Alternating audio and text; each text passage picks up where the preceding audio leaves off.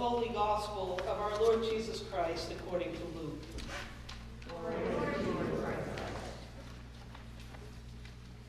Jesus said, I say to you that listen, love your enemies. Do good to those who hate you. Bless those who curse you. Pray for those who abuse you. If anyone strikes you on the cheek, offer the other also. And from anyone who takes away your coat, do not withhold even your shirt. Give to everyone who begs from you. And if anyone takes away your goods, do not ask for them again. Do to others as you would have them do to you. If you love those who love you, what credit is that to you? For even sinners love those who love them. If you do good to those who do good to you, what credit is that to you? For even sinners do the same. If you lend to those from whom you hope to receive, what credit is that to you? Even sinners lend to sinners to receive as much again. But love your enemies, do good and lend, expecting nothing in return. Your reward will be great, and you will be children of the Most High, for he is kind to the ungrateful and the wicked. Be merciful, just as your Father is merciful. Do not, and you will not be judged. Do not condemn, and you will not be condemned. Forgive, and you will be forgiven. Give, and it will be given to you. A good measure, pressed down, shaken together, running over, will be put into your lap. For the measure you give will be the measure you get back. The Gospel of the Lord. Praise to you, Lord Christ. I speak to you in the name of one God, Father, Son, and Holy Spirit. Please be seated. I have always loved Disney movies, especially when I was a kid. When my mom comes and visits, she can tell you this great, embarrassing story for me about my love of 101 Dalmatians when I was growing up. But that's a story for a different day. But I love Frozen. It's probably my favorite Disney movie. I loved it when it came out. I've watched it several times. I've really tried hard to get my kids into Frozen. To no avail, they're pretty afraid of the snow monster. But I love Frozen. So in January of this year, when people said a new Disney movie came out that was even better than Frozen, I was a little suspicious. But I had to watch it nonetheless. So the very first time that I watched Encanto, I thought it's good. I wouldn't say it's better than Frozen. But then my husband wanted to watch it, and then my kids wanted to watch it because there's a singing house. And the more and more and more that I watched it, I would at least say that it's probably on par with Frozen. I'm not quite going to go so far as to say it's better than Frozen, but I would say it's probably at least as good as Frozen. And the songs are pretty catchy. If you haven't watched it, I encourage you all to watch it. But the premise of the movie is essentially that there's an Encanto, or an enchantment, that has been given to a family, and there's a miracle. And for the most part of the movie, the miracle is this ethereal miracle that is only obtained by this one family. And through the whole premise of the movie, the question is, what are miracles? Are these magical things that only exist to certain people that cannot be recreated in normal life? Or are there miracles that happen every day? And are there human miracles that sometimes we get too wrapped up in our own lives to even see the miracles that are around us? So our gospel reading from today is a continuation of the Beatitudes, the Sermon on the Mount, the Sermon on a Level Place. We heard about it last week. It's the blessed and the woes. Blessed are you who are poor. Woe to you who is rich. Blessed are you who suffer now. Blessed are you. All of these reversals. And Jesus gave this sermon on a level place where he came down and stood among people. As Beth said, a lot different than what we have here, where we're literally kind of towering over you. Jesus came down and stood among people and gave them the Beatitudes. And our gospel reading today is a continuation of that same sermon. There's no break. Jesus has talked this entire time. And today what we get from our gospel reading, we get this part of Jesus' message where he tells us what to do and how to be in this world. And our reading starts with those of you listen, and other readings translate that slightly different, where they say, let you who are willing to hear, listen. Let you who are willing to hear listen. So Jesus is talking to people who are willing to hear what he has to say. And then Jesus tells us what he wants us to do and how he wants us to interact in this world. And it comes down to a really simple explanation, which we get in the first sentence. Love. Love one another. But then Jesus gives us some practical advice. He doesn't just give us this ethereal word and say, go and love each other. He tells us how he wants us to love. He wants us to pray for people, to bless people, to take care of people.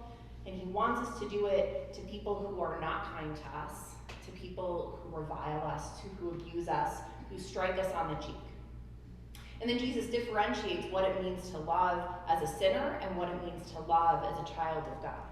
And essentially, Jesus draws the distinction between if you will get something back in return. Jesus says that even sinners love those who love them. Even sinners will give to people who will give back to them. Even sinners do good for those who will do good to them. But Jesus goes a step further and says, do good to those who curse you. Do good to those who hate you. Pray for those who abuse you. The distinction that Jesus makes between loving as a child of God and love as a sinner is doing it with nothing in reward for yourself. There is no guarantee that you will ever get something back.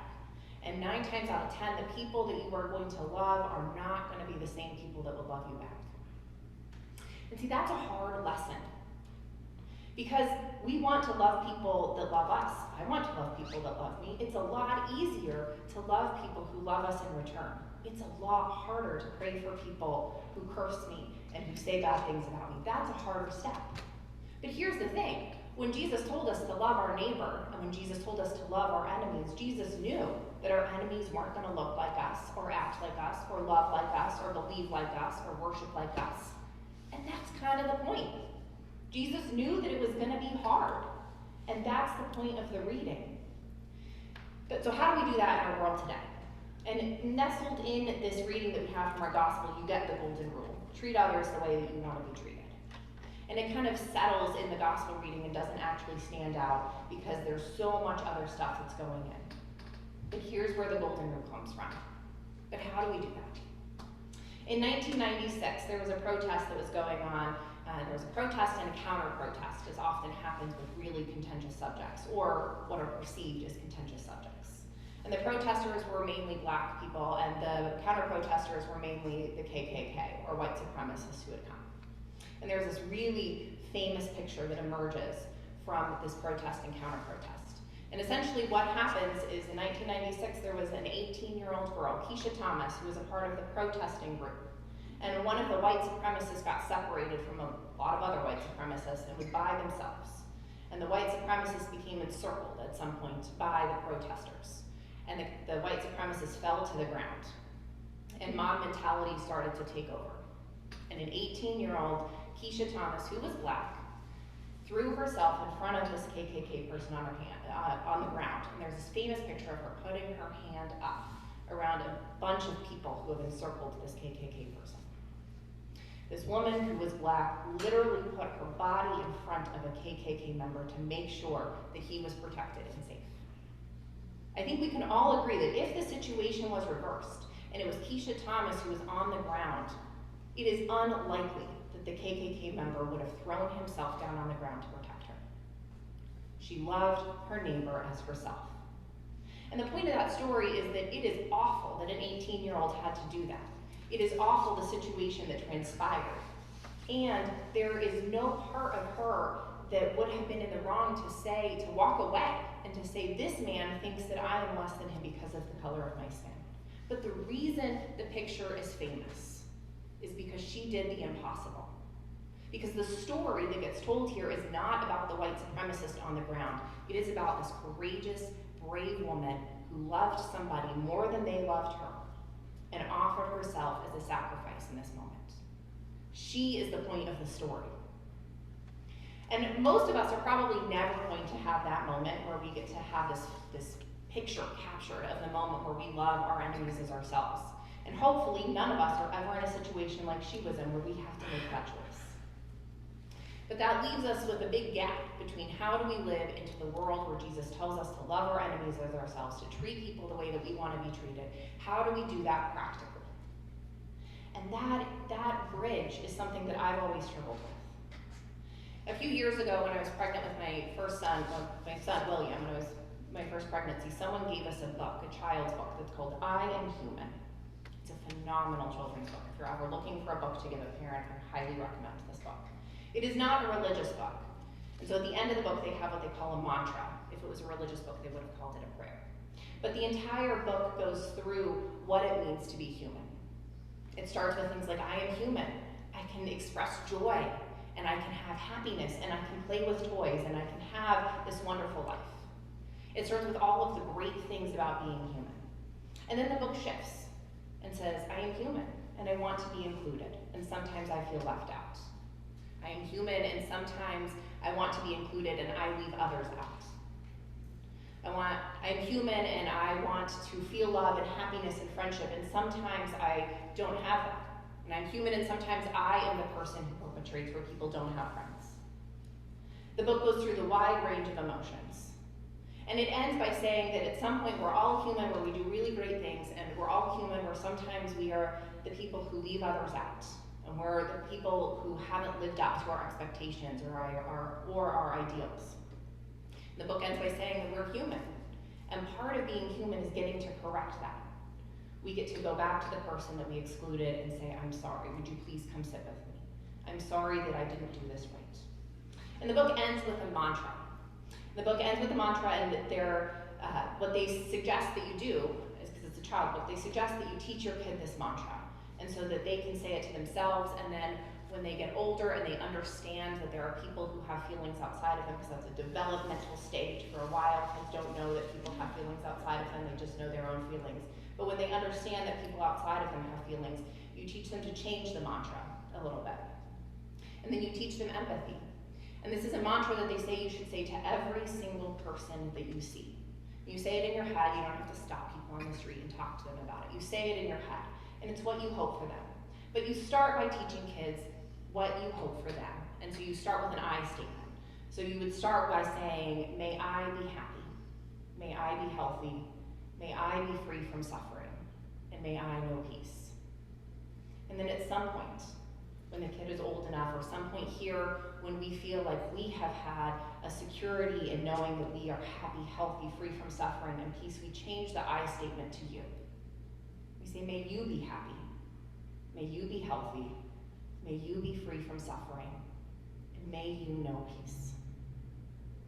Because sometimes when Jesus talks about loving our neighbor as ourselves, he's not talking about coming to a protest and a counter-protest and having this famous picture taken of you. Sometimes the simplest thing we can do is pray for those around us. Pray for those who will never know our names, who we don't know their names. Pray for those who persecute us and abuse us and say bad things about us, just like the gospel reading says. And sometimes the easiest way to do that is take a prayer that you say for yourself and change it, and say it for the person next to you. Going back to the movie of Encanto, where we talk about miracles, the lesson is that miracles happen in everyday life. I'm sure you all figured out that that was going to be the lesson. I'm trying to ruin the whole storyline by telling you that miracles happen in everyday life. But the whole point of Encanto is that there are magical miracles and there are human miracles. And the human miracle that we experience here as Christians is that we are all created in the image of God. And that no one person is more created in the image of God than another person. That the color of your skin, or who you love, or how you love, or your gender, none of those things make you closer or further away from the image of God. We are all equally created in the image of God. And that is a miracle. It is a miracle to be able to look out into the congregation and to see a piece of God in each and every one of them. And it is a miracle that you guys get to do that outside of these walls and in your lives as well. And I think what Jesus is really asking us to do in this gospel reading is not so impossible, when it's really acknowledging that there is a human piece of God inside of each and every one of us. And that the most simplest thing we can do is pray for them like we would pray for ourselves. Hope that they have the same good life that we hope for ourselves, that they have the same freedoms and joy and happiness that we have for ourselves. And sometimes instead of focusing on all of the injustice in the world, which is vast and overwhelming, sometimes the place to start is much smaller. To even hope or pray for that for the person next to us, and sit with that for a while, and then see what comes of that. So I'm going to end by saying again the mantra that you guys can take into this world and say in your head to the people that you see around you. May you be happy, may you be healthy, may you be free from suffering, and may you know peace. Amen.